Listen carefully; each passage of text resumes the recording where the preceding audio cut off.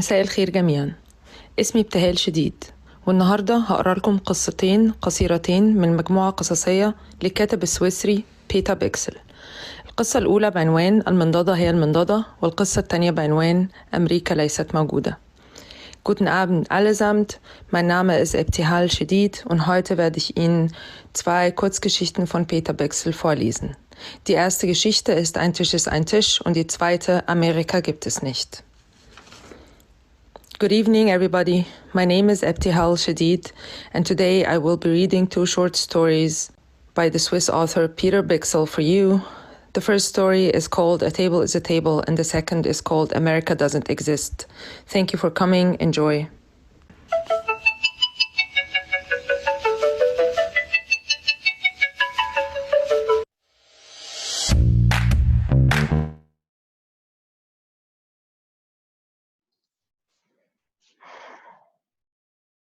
A table is a table. I want to tell a story about an old man. Von einem Mann, der kein Wort mehr sagt, ein müdes Gesicht hat, zu müd zum Lächeln und zu müd, böse zu sein. عايش في مدينة صغيرة في آخر الشارع أو قريب من التقاطع، لا فائدة من وصفه، فلا شيء يفرقه عن أي رجل آخر. He wears a gray hat, gray pants, جاكيت رمادي und im Winter den langen grauen Mantel. رقبته رفيعة وجلده ناشف ومكرمش. His white shirt collars are far too white for him. كان طفلاً بلا شك، ولكن هذا كان في وقت wo die Kinder wie Erwachsene angezogen waren. In his room there are 2 chairs, منضدة وسجادة وسرير وخزانة. ترابيزة صغيرة عليها منبه. Daneben liegen alte Zeitungen und das Fotoalbum. An der Wand hängen ein Spiegel und ein Bild. This never changed. It was the same even on Sundays. ولما كان بيقعد على الترابيزة كان بيسمع the clock بتدق. وفي مرة من المرات جه يوم مميز، يوم طلعت فيه الشمس، الجو مش حر ومش برد، العصافير بتزقزق والناس لطيفة والأطفال بيلعبوا. والشيء المميز المرة دي هو إن كل اللي حاصل ده كان عاجب الراجل. lächelte. Jetzt wird sich alles ändern, dachte er. ولكن كل شيء في غرفته كان كما هو، منضدة، كرسيين وسرير. وعندما جلس سمع صوت دقات المنبه، وبهذا اختفت كل الفرحة. And the man was overcome with rage. It must change. It must change. وفي اللحظة دي ما بقاش سامع المنبه، بعدين إيده بدأت توجعه، صوته راح. ساعتها رجع يسمع صوت دق المنبه ومفيش أي حاجة اتغيرت. Immer derselbe Tisch, sagte der Mann, dieselben Stühle, das Bett, das Bild. And I call the table a ترابيزة. I call the picture a bild. The bed is named bed, and people refer to the chair as a chair. Warum denn eigentlich? الفرنساويين بيقولوا على السرير لي، وعلى الترابيزة تابل، وعلى الصورة تابلو، وعلى الكرسي شاز، وبيفهموا بعض عادي. And the Chinese understand each other too. لماذا لا نسمي السرير صورة؟ فكر الرجل وابتسم ثم بدأ يضحك. ضحك حتى قرع الجيران على الحائط وهم يصيحون سكوت. Now it's changing, he shouted. And from now on called the bed picture. أنا تعبان، عايز أدخل الصورة. قالها الراجل وقعد الصبح في الصورة وقت طويل وقعد يفكر هيقول على كرسي إيه. سمى الكرسي منبه.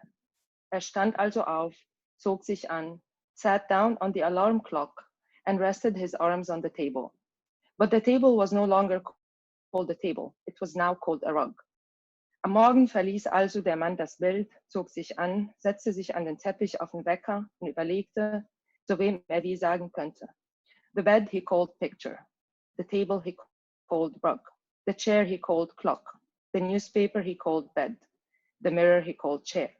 Dem Wecker sagte Fotoalbum, dem Schrank sagte Zeitung, dem Teppich sagte Schrank, اسمه الصورة منضدة وألبوم الصور بقى اسمه مراية. Also. In the morning, the old man would remain lying in picture for a long time. At 9 o'clock, the photo album would ring. The man would get up and step onto the cupboard so that his feet wouldn't freeze. Then he would take his clothes out of the newspaper, get dressed, look in the chair on the wall, sit down on the clock at the rug, and leave through the mirror until he came to the table of his mother. الراجل شاف إن الموضوع ده مضحك وبدأ يتمرن طول اليوم. يحفظ نفسه كلمات جديدة. كل حاجة اسمها تغير. هو خلاص ما بقاش اسمه راجل ولكن آدم، والآدم بقت الصبح والصبح بقى راجل. Now you can go on writing the story yourself. Und dann könnt ihr, so wie der Mann machte, auch die anderen Wörter austauschen. رن أصبح وضعة، الشعور بالبرد أصبح نظرة، liegen heißt läuten، وبكده يكون الكلام. In the man, the old foot would remain ringing in picture for a long time. At 9 o'clock, the photo album would stop. The foot would freeze up and leave onto the cupboard so that it wouldn't look at the morning. Aber bald fiel ihm auch das Übersetzen schwer. Hatte seine alte Sprache fast vergessen. And talking to people made him anxious. He had to think for a long time what people called things. His picture, people call bed. His rug, people call table. الناس بتقول على ألبوم الصور منبه، وعلى الجورنال بتاعه دولاب، وعلى الدولاب بتاعه سجادة. Seinem Tisch sagen die Leute Bild, seinem Spiegel sagen die Leute Fotoalbum. And it came to the point that the man had to laugh when he heard people talking. كان لازم يضحك عشان هو ما كانش فاهم كل ده. Aber eine lustige Geschichte ist das nicht. It began sadly and it ends sadly. الرجل صاحب المعطف الرمادي صار غير قادرا على فهم الناس، ولكن هذا لم يكن أسوأ ما في الأمر. Much worse was that they could no longer ihn nicht mehr verstehen. وعشان كده هو بطل يتكلم. He was silent. بقى بيكلم نفسه und grüßte nicht einmal mehr.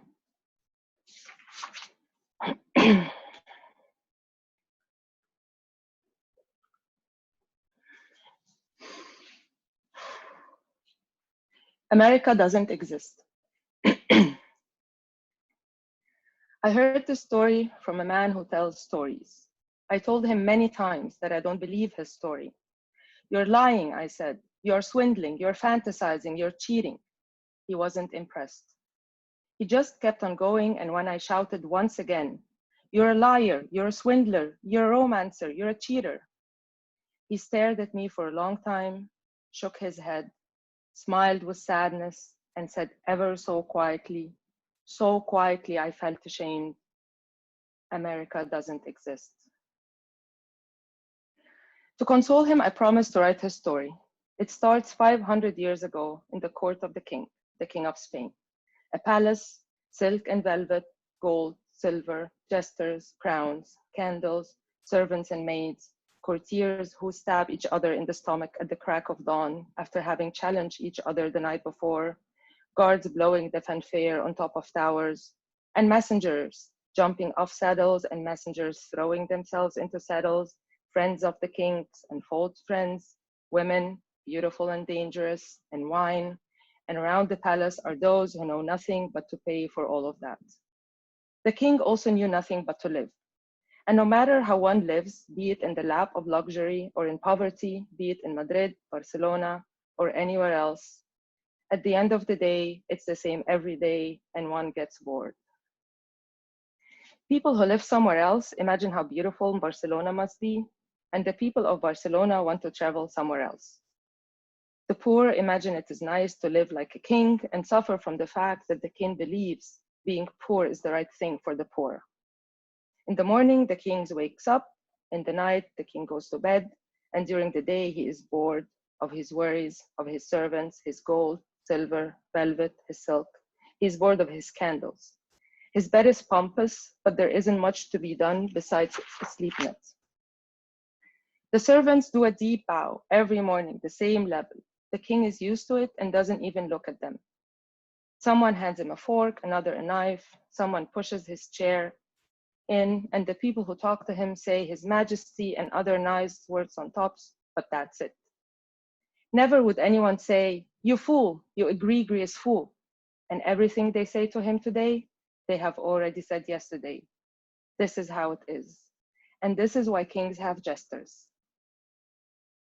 They can do what they want and say what they want to make the king laugh, and when they don't make him laugh anymore, he kills them or something. He had a jester who twisted words. The king thought this was funny. He said Majesty instead of majesty, and he said lapis instead of palace, and good gay instead of good day. I personally think it's stupid, but the king thought it was funny. He thought it was funny for one whole year. until July 7th, and on the 8th, when he woke up and the jester came and said, "Tut gay, Majesty," the king said, "Get the jester away from me." Another jester, small and chubby, Pepe was his name, the king only liked for 4 days. He made the king laugh by spreading honey on the chairs of the ladies and the gentlemen, the princes and the dukes, the barons and the knights.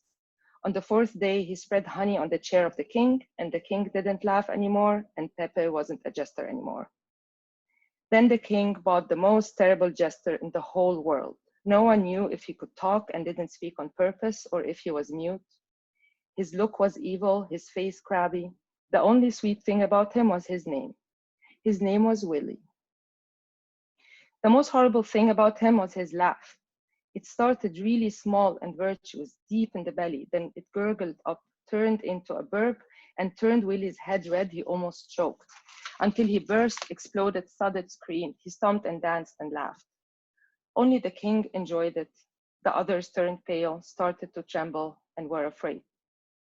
When the people around the palace heard the laugh, they would shut their doors and windows, close the shops, put their children to bed, and seal their ears with wax. Willie's laugh was the most terrible thing that ever existed. No matter what the king said, Willie laughed. The king said things that would make no one laugh, but Willie laughed. And one day the king said, "Willie, I will hang you." And Willie laughed, bellowed, laughed like he never had before. The king decided that Willie would be hung tomorrow. He ordered for gallows to be built, and he was serious. He wanted to hear Willie laugh in front of the gallows. He ordered the people to watch this evil show, but the people hid and closed their doors. And in the morning, the king was alone with the executioner and the servants and laughing Willie.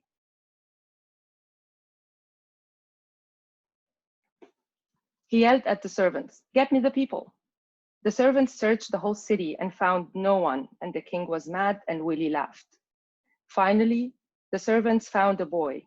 They hauled him to the king. The boy was small, pale, and shy. The king pointed at the gallows and ordered him to watch. The boy looked to the gallows, laughed, clapped, and said in amazement, "You must be a good king. You built a bench for the pigeons. See how they're sitting on it?" "You're a fool," said the king. "Do you know that?" "I'm a fool, Your Majesty, and my name is Colombo, but my mother calls me Bobo." "You fool," said the king. "Someone is being hung here." "What's his name?" asked Bobo. And when he heard the name, he said, "A beautiful name. So his name is Willie. How can someone hang a man with such a beautiful name?" "His laugh is terrible," said the king, and he ordered Willie to laugh. And Willie laughed, and it was doubly as terrible as the day before. Bobo was amazed, and he said, "But Your Majesty, you think this is horrible?" The king was surprised and could not answer, and Bobo continued, "I don't really like his laugh, but the pigeons are still sitting on the gallows. It didn't scare them. They don't think his laugh is terrible. Pigeons have delicate ears. Willie should be set free." The king reflected for a moment and said, "Willie, go to hell." And for the first time, Willie said a word. He said to Bobo, "Thank you," with a beautifully human smile on his face, and then he left. The king didn't have a jester anymore. "Come with me," he told Bobo. The king's servants and maids and courtiers all thought that Bobo was the new jester, but Bobo wasn't funny at all. He stood there and marveled, barely spoke a word, and didn't laugh. He just smiled and made no one laugh. "He is not a jester, he is an idiot," said the people, and Bobo said, "I am not a jester, I'm an idiot," and the people laughed at him. If the king knew this happened, he would have been mad, but Bobo didn't tell him because he didn't mind the king being laughed at. At the court, there were strong people and clever people. The king was king, and the women were beautiful, the men courageous, and the priest pious, and the kitchen maid busy, but Bobo, only Bobo, was nothing. If someone said, "Come, Bobo, fight me," Bobo would say, "I'm weaker than you." If someone said, "How much is times 27?" Bobo would say, "I am more stupid than you." If someone said, "Do you dare jump over the stream?" Bobo would say, "No, I don't dare." And when the king asked Bobo, "What do you want to be?" Bobo would answer, "I don't want to be anything. I am something. I am Bobo." The king said, "You have to be something." And Bobo asked, "What can I be?" The king said, "This man with the beard." and the brown leathery face. He is a seaman. He wanted to be a seaman, and he became a seaman. He sails overseas and discovers land for his king. If you want my liege, said Bobo, I will become a seaman. The entire court burst out laughing, and Bobo ran out of the big hall saying, I will discover a land. I will discover a land. People looked at each other and shook their heads, and Bobo ran out of the palace into the city over the field, and the farmers who stood around on the fields watched him run, and he yelled at them, I will discover a land. I will discover a land. He arrived at the forest and hid there for weeks under the bushes, and for weeks no one heard anything from Bobo. And the king was sad and blamed himself, and the people at the court felt ashamed because they made fun of Bobo. And they were happy when, after weeks, the watchmen on the towers blew their horns as Bobo was coming back across the field, through the city, through the gate, stepped in front of the king and said, My king, Bobo discovered a land. And because the court didn't want to make fun of Bobo anymore, they kept their faces straight and asked, What is it called and where is it? It has no name yet because I just discovered it. And it's somewhere out in the sea, said Bobo. At this moment, the bearded seaman rose up and said, Good, Bobo. I, Amerigo Vespucci, will go and look for this land. Tell me where it is. You go out to the sea, you keep going straight, and you have to keep going until you find the land, and you can't miss it, said Bobo. And he was so scared because he was a liar and he knew that there was no such land and he couldn't sleep anymore. But Amerigo Vespucci got onto the search. No one knows where he went. Maybe he hid in the woods. Then the horns blew and Amerigo came back. Bobo turned red and didn't dare look the seaman in the eye. Vespucci stood in front of the king, winked at Bobo, then said loud and clear so that everyone could hear, My king, is what he said. My king, the land exists. Bobo was so happy that Vespucci didn't out him. So he ran to him, hugged him, and yelled, Amerigo, my dear Amerigo. And the people thought that was the name of the land, and they named the land that doesn't exist, America. You are a man now, said the king to Bobo. From now on, your name is Columbus.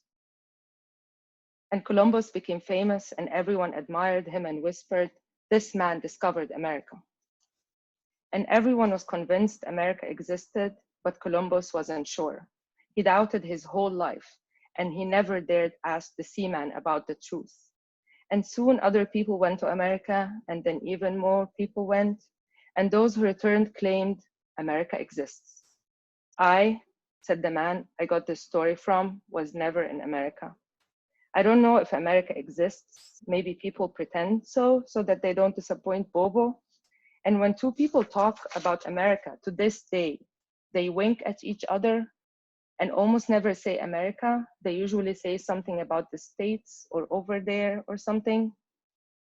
Maybe they tell the people who want to travel to America on an airplane or on a ship the story of Bobo, and they go hide somewhere and come back later and tell stories about cowboys and skyscrapers, and about Niagara Falls and Mississippi, and about New York and San Francisco.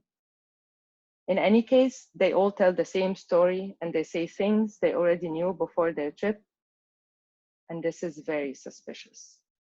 Up to this day, people are still fighting about who Columbus is. I know it. Thank you.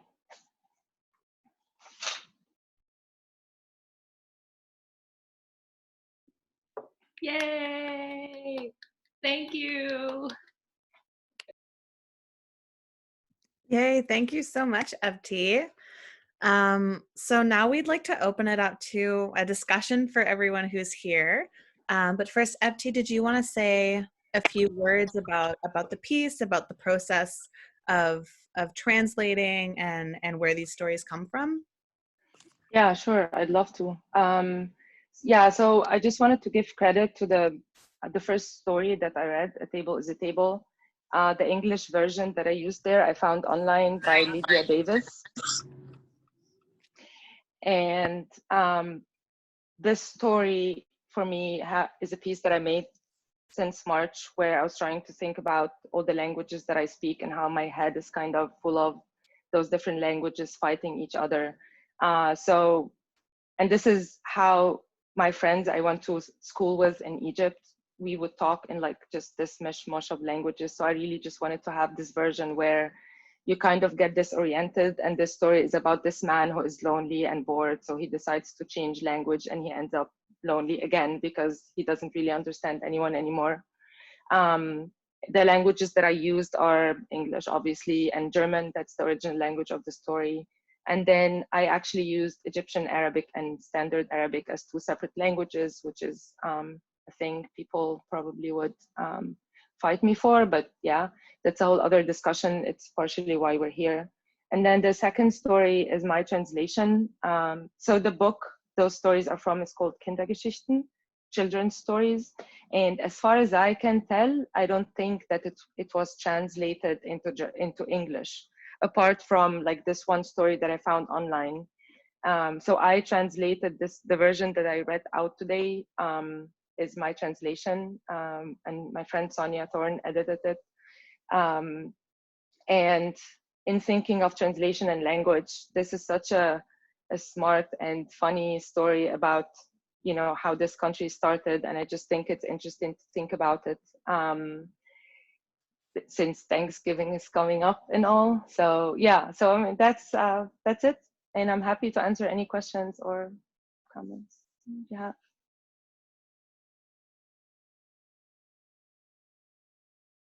Yeah, I think the easiest way for us to do this might be if you have a question, you can just put it in the chat or come off mute. There's, you know, we're all friends.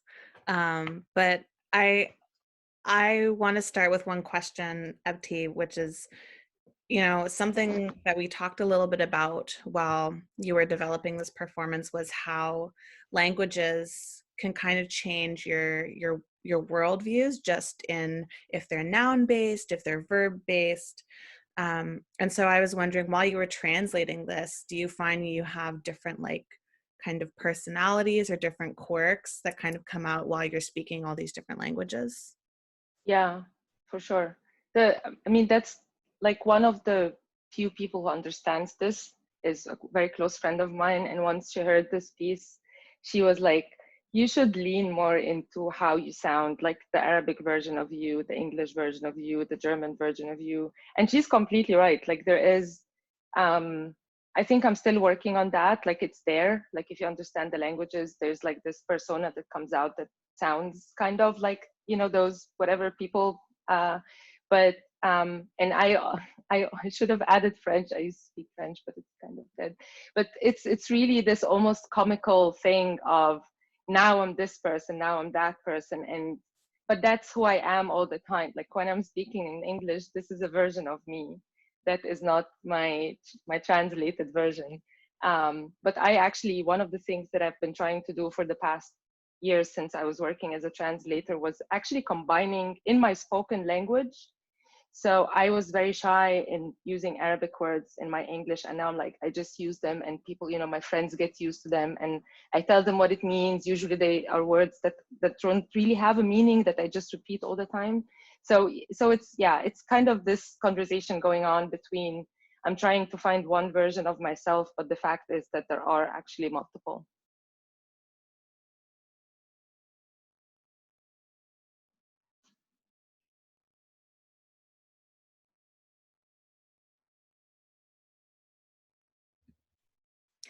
I'll also ask, like, do you have any, while you were translating, obviously you're making like deliberate choices. And one of the choices that stuck out to me in that first one was like how a chair is still a chair, that you said to us in English. And so I guess it's a two-part question. Firstly, did you have a process to decide, you know, which words you were going to keep in German, which ones you were going to translate? And then the second part of my question is, were there any words you were like, you wish you could translate, but there's just no direct translation in one language or another? In general? in I guess the story, or yeah, in general too. Mm. I mean, that's because I used to do literary and drama translation. Like that's basically the thing that happens, that you are just faced by words. They're objects or rituals or, you know, even feelings, emotions. We think emotions are universal, but I mean, they are, but they aren't, in the sense of like we name things differently according to how we feel. Um, and translating literature basically consists of you just sitting there, like basically pulling your hair, like how am I going to solve this? Am I going to explain this emotion with a whole sentence, and and then it becomes a whole sentence and not a word? Am I gonna put it in an addendum of like use the word as it is and add it at the end? And it's just it is truly an ongoing struggle, and I couldn't think of one word, because there is just the process in itself is like even things people say and like proverbs and stuff, right? So you have the imagery people use, everything is just different because it's just informed by the culture, by the environment, it's formed by the history, it's formed by colonization. Like there's so many reasons why and how people use language. And yeah, so that's the answer to the second part. For the first part, this version, I have like 3-4 versions of this where I was thinking mostly about an English speaking audience. So you have like the breadcrumbs of, if you hang in there and don't get distracted by the different languages, which is also part of this, you will actually kind of, okay, so there's a man, lonely, something about language, lonely. So, and basically that's it, right? Because it is about this loneliness that comes from not speaking a language, from not mastering a language, or from having too many languages fighting in your head. Yeah. There's a question in the chat from Hiba. And he was asking, have you thought about how to integrate language in other art forms other than storytelling? I haven't yet figured it out. I mean, I work primarily with photography, and I don't like using text on photos is a thing that I'm just trying. I don't think I even have an opinion about it. Not really. And I think this is just an ongoing conversation. I talk about having been a translator and being a translator, but it does not, outside of those pieces, language does not really show up in my work, other than I think photography is a language and I'm developing it. So it's there, like kind of remotely, but that's definitely something that's on my mind. And I'm hoping that with time, I'm also like kind of, trying performance a bit and trying sculpture a bit and kind of looking, and maybe something will find itself more in work. Great. Consuelo, did you have a question you'd like to ask Ebti? Yes. First, thank you for that reading. It was pretty amazing and super fun. Thanks, Colin. I have a question, like, because I think both stories are very different gestures. Like the first one, the play, like questioning the whole process of translation and language itself, and like working in the limits of understanding and our patience and our like how we feel into the wholes. And while the second one, it's a translation, a whole translation into English. And my question is, like, if you see translation also as a gesture of power, maybe in terms of like how to make something accessible. I'm just thinking about this week, particularly because for a class at ITA, I wanted to recommend a book that is about Latin America, and that I thought that it was like a super important canonical book. And after hours of searching, I realized that it has not been translated into any language rather than Spanish. Yeah. And I was like, how can this book not be translated yet? And behind which information or which narrative or which story gets translated and why. And maybe, if you said that these stories were not translated before, I don't know. I'm just wondering about your opinion on that. I mean, it is 100% related to power. Like, if you think about it from a very practical point of view, to translate a work, you need to pay someone, hopefully, to translate the work for you. Even if it's bad money, it's still money. So first of all, you need to have a budget. But even before that, you need to have an interest. And so, for example, the amount of Arabic and Egyptian literature and stuff that got translated after 2011 is so big, right? Because it's like, now the Arab Spring happened, now it's like, you know, in fashion, let's invest into that. And like, even within the Arab countries, like there's an initiative from the United Arab Emirates where I worked. They translated, like, we translated so many titles, like just like cracking, like every language. I was in the German department, just cracking translations. And I think at some point I discovered that for them, they want to say, we've translated 600 books. Do they care? No, they don't, because they had like one edition of it, and, you know, like, you can't buy it anywhere, but it still counts. They can still say, we translated this. And I mean, the answer to your question is really, really long. So I'm just going to say, yes, it's about power. It's also about interest.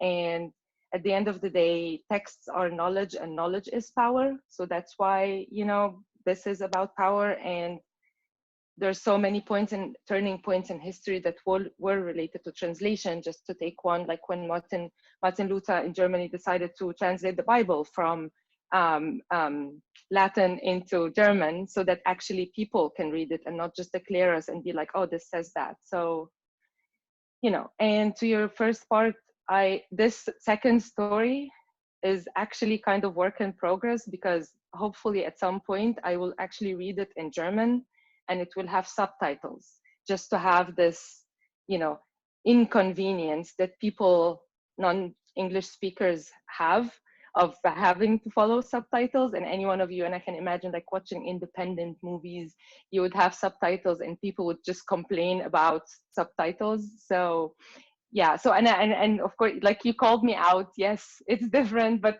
hopefully in the future they will have like this thing in common of the translation. Yeah, wasn't it Bong Joon-ho when Parasite came out, and he was like, Americans just don't understand that everyone else reads. So we'll go to another question in the chat, which is from Yakin. So they are asking, in a sense, we see difference here in tension with identity. Who are you, and what do you mean? These are both questions that, you know, elude both truth and answers in these stories. And so they're wondering, how do these stories help us to think about the paradox of diversity in the US? Do we become funny, idiots, lonely, or vulnerable when we start to challenge language, which is also power? Can I just add quickly? Thank you, Ebti, so much for this amazing reading. Can I just add quickly that I'm also thinking here with, along with Walter Benjamin, when he writes about translation as a line of flight, or as an opportunity or a potential to challenge the meaning in a way that is disruptive, new, and so on. But in the stories, it kind of like, you can think about it as turning Walter Benjamin upside down. So it's just like, I'm wondering, what do you think? It's a very complicated story, Akin. But I know what you mean. And I think, like, just the option I chose, and I don't think there's a right answer for everybody. The option I chose is like, create this mush and just own it. You know, like, it's, I don't know if we become funny, maybe. But I think I choose to just own all those parts that do not go together by the definition of whatever mainstream is out there or power that's out there. And my, you know, my choice is to just go with it. And the Walter Benjamin thing, that's like kind of my own beef that I have with translation, is that I actually managed to take liberties I wouldn't have been able to if I was officially a translator, and if this was an art, and if this was language purely. I left parts out from the America Doesn't Exist story because they described this clown, the jester, sorry, as like fat and thin, and like he has like O-shaped legs, and I'm like, okay, that's not okay. I'll just throw it out. It's fine, and no one's gonna, you know, ask me, and I just love that. So, you know, my own version basically is like the summary to your question.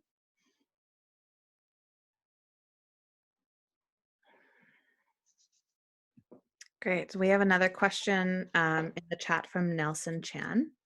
And Nelson would like you to talk about the negotiation you might have between the act of translation and how this possibility connects to interpretation. Does this creep into your visual work? Well, yeah, I mean, this is kind of related to what I just said, right? Like I did negotiate in the sense of like, theoretically speaking, when you are a professional translator and you work especially with mediums like literature and drama, you are regarded as an expert of your language, and you usually translate into your mother tongue. Here's where I broke the first rule. I translated into English. It's not my mother tongue. I don't care. I mean, I do, but I don't. I mean, for this purposes, I don't. So the negotiations are what my purpose, like I'm reading this story close to Thanksgiving. I've always thought of this story to be just so extremely witty and smart to kind of question this whole thing with like a, you know, this political pinch in it. So I basically took all artistic liberties that I wanted to take, the wide, you know, like term artistic liberties. And I'm really hoping it will creep into my work someday. As I said, like I mean, I think it's there. Like, I think it's just about finding it, maybe, you know, and maybe you'll help me, but it's, yeah, I hope it shows more. And just a sort of added question, if you don't mind. I wonder, Yeah, sure. your life as a translator has always been the sort of like reliable narrator, and I'm wondering now within your studio practice if you're trying to actually maybe turn that on its head. 100%.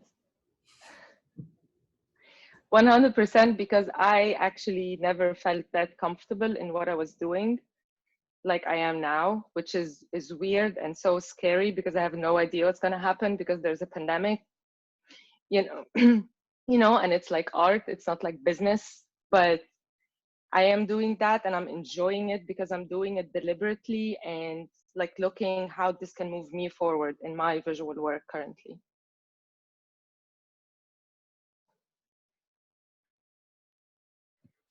I think Sri also wanted to say something. Sri, do you want to come off mute? Yeah. Hey, Ebti.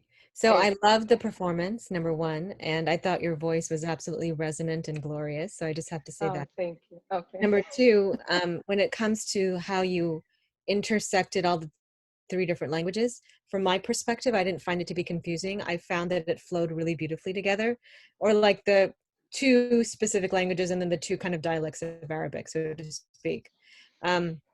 And maybe that's just because I'm used to hearing multiple languages and not understanding them. Yes. And maybe that's because the only language I understood from yours was English, but it all seemed to flow really beautifully together. So I just wanted to compliment you on that. The question I have for you, which I just thought of while I think a couple of the other people were asking, was I would be curious to see a literal translation of the work, like a performance of it from as a translator, as a technical translation point of view, and then counter that with the artistic translation point of view. Because for me, as someone listening to this for the first time, I'm not aware of all the things you dropped or didn't drop, you know, and that might be like in an artist statement somewhere. But from a performance perspective, I was wondering if you've ever thought of doing it in that way, so people can understand some of the creative choices that you made and how you use the leaving out of things and the adding of things to kind of create your own story from a translation versus a literal translation. Does that make sense? It does make sense. And this is where I'm still very translator at heart, because I am practicing in an extreme form what happens when things get translated. Things get lost, period. Like, this is just a very, you know, I don't like, at the end of the day, no matter how good a translator is, something will get lost because you are switching between two codes that do not have anything in common, nothing.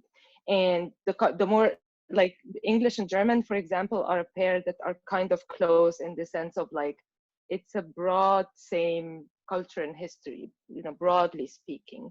The sentence structure and the words, the family tree, very similar. English and Arabic, or German and Arabic, this is where you get like switching between two codes that have zero things in common. So, I mean, I like the idea. Of course, I'm intrigued by what you just said.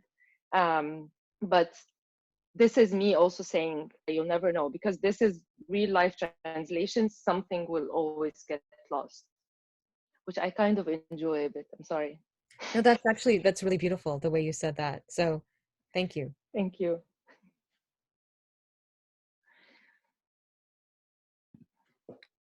Great. We have another question in the chat from Hiba.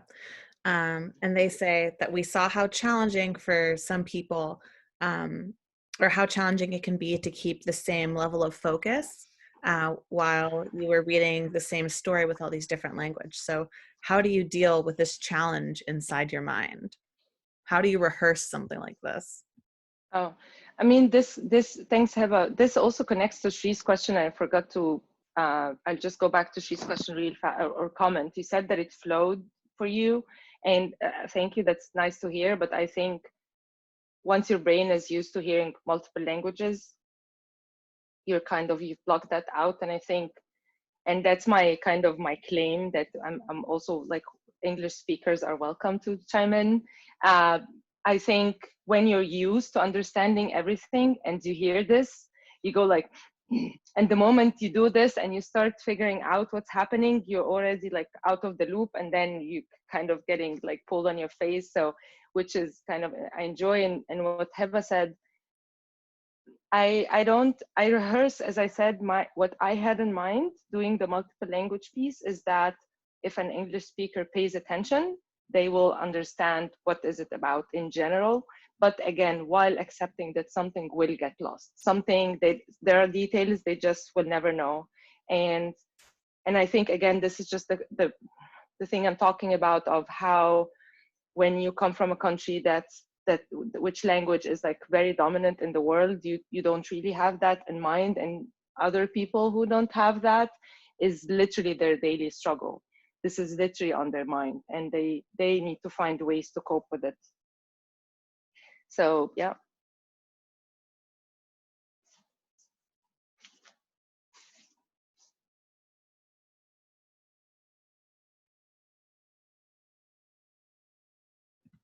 Well, I have another question if nobody else has one. So then, as a follow-up question to what you just said, what I'm curious is, how do you capture the loss of what is lost? Like, how do you know that you've lost it? Does that make sense? Because if you're reading a translation of something, whether it's Rilke or and like Rumi or whatever it is, from an English perspective, you don't know what you've lost. But from someone who speaks the Arabic and the German and the English, you can see what is lost. So how, as a English only speaking person reading something that's a translation, how is it possible as an artist who is presenting something that way to capture the loss? Not what is actually lost, but the loss of the lost. Well, I am sitting here and I am presenting that with my own body and this story. You know, that's the best I can come up with for now. And on the other side, I would say that ignorance is bliss. You don't miss what you don't know, which is literally what's going on here, which is literally why I'm doing this work, where we will sit down and you will be confused or not, or you enjoy it, and we'll have a talk, and you go like, you know, it's like the same as we need visas to go everywhere. No one knows this here, you know, so it's just kind of, it goes in the same line, but you don't know. And I mean, again, I think going back to how my work is developing now, maybe I will find a way to like have like a more visual way to talk about the loss, but I don't think that I have it just yet. Well, I look forward to seeing you on your journey. Well, hang in there.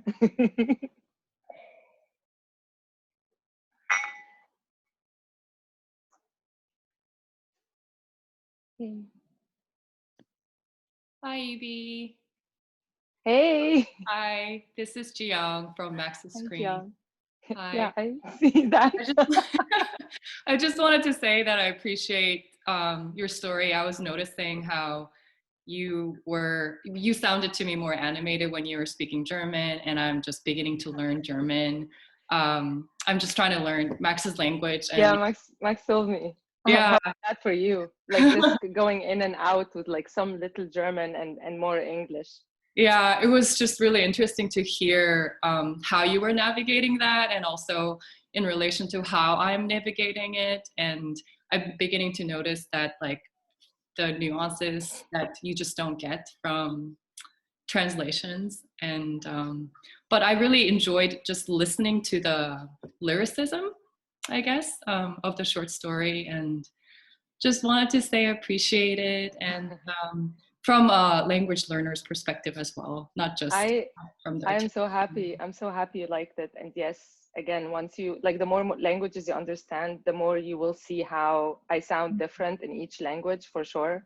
Yeah. And I mean, German is my second language. I mean, I've been living here 8 years now, so I have no idea how to arrange those anymore, but it's been in me, with me longer than English has been. So it's like I am having my own, like similar to you, I'm having kind of a reverse conversation where German is slowly like taking a back seat and English is taking, you know, more of a like a whatever, leading the way, and me just trying to resist that. So I appreciate your comment. Thank you.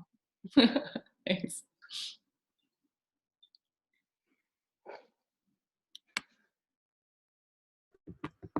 I have a question.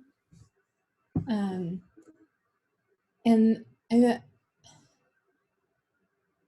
having trouble thinking of how to phrase this, but you know how sometimes when you don't speak a language, there are still ways, or like if another language is sort of interspersed with English, there are still some ways in which you sort of get the gist. That's also sort of related to those animations related to language. So my question is, you know,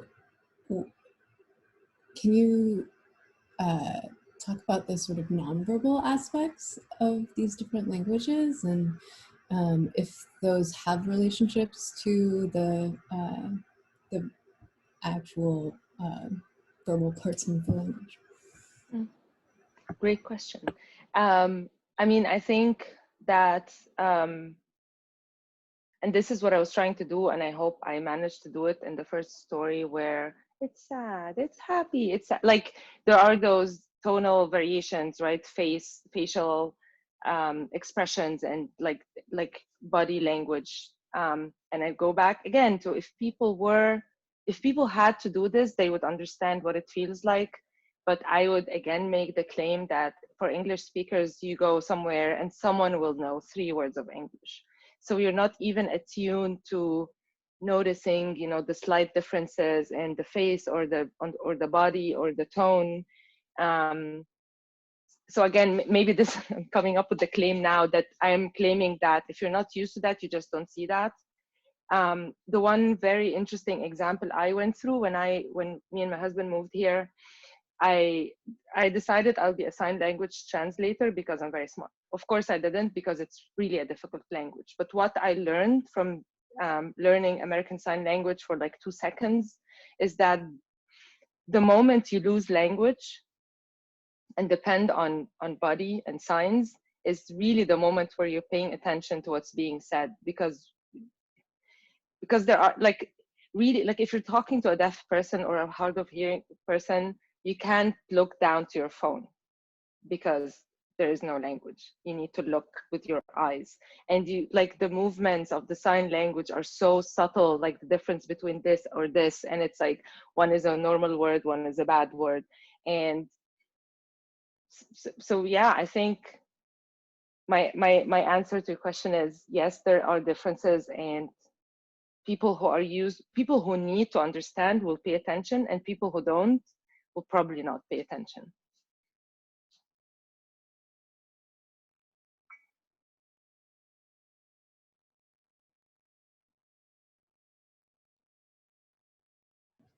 That's great. Yeah, that's a really, really great, I think, place to end. We're coming up to 8 o'clock.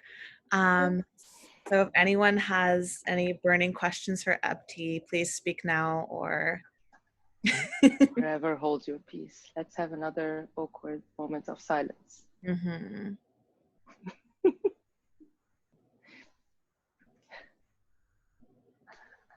Great. Well, Well, thanks everyone for coming out. I really appreciate it. yeah, let's say thank you again to Ebti. Thank you. And Thank you so much. if you joined us late or want to relive this performance again, we'll be posting the recording online sometime in the next week. And our next PLAySPACE performance will be on December 4th with all of the artists who were on our, took part in our curatorial projects. So hopefully we will see you then. Okay. Whoop, whoop. Bye.